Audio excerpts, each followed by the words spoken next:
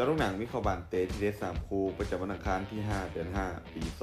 2026เข้ามาเริ่มกันในคุยหนึ่งในรายการตุรกีครับเตะในเวลา 00:30 ของคืนนี้การพบกันระหว่างเบซิกตัสจะเปิดบ้านต้อนรับการมาเยือนของคอนยาสปอร์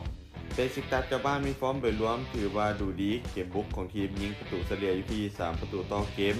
การเล่นในบ้านของเขามักจะเล่นด้วยความแข็งแกร่งมีความมั่นใจสูงส่วนคอนยาทีมเยือนมีฟอร์มโดยรวมที่ดีบ่แพ้กันด้วยการเก็บชัยชนะได้4จาก5เกมหลังสุดทีมของพวกเขามีจุดเด่นในการเล่นเกมสวนกลับที่มีความอันตราย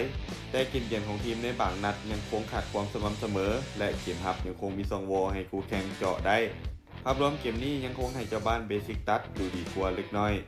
การคาดการณ์สกอร์ที่น่าจะเกิดขึ้นเบซิกตัสจะเปิดบ้านเสือนเอาชนะคอนยาสปอร์ไปด้วยสกอร์2ประตูต่อ1มาตอนคู่ที่2ในศึกซาอุดิโปรลีกแต่ในเวลา 1:00 ของคืนนี้การพบกันระหว่างอัลคาลีอันดับ10มี37คะแนนจะเปิดบ้านต้อนรับการมาเยือนของอัลฮิลาลของจากฝูงมี74คะแนน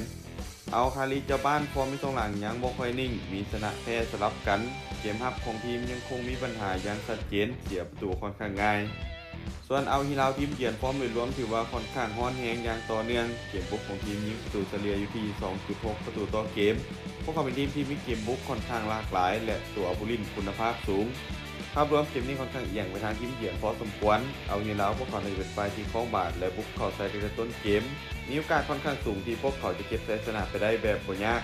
การคาดการณ์สกอร์ที่น่าจะเกิดขึ้นเอาฮิลาลจะบุกมาเอาชนะอัลคาลีไปด้วยสกอร์3ประตูต่อ0มาตอนวี3ในศึกยูฟ่าแชมเปี้ยนลีกรอบ4ทีมสุดท้ายนาที2เตะในเวลา 2:00 ของคืนนี้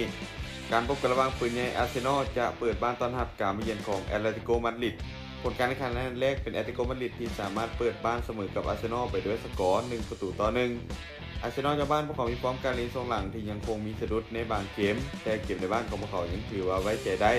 จุดเด่นของทีมคือสปีดเกมบุกที่มีความไวและมีความหลากหลายในการยกสกอร์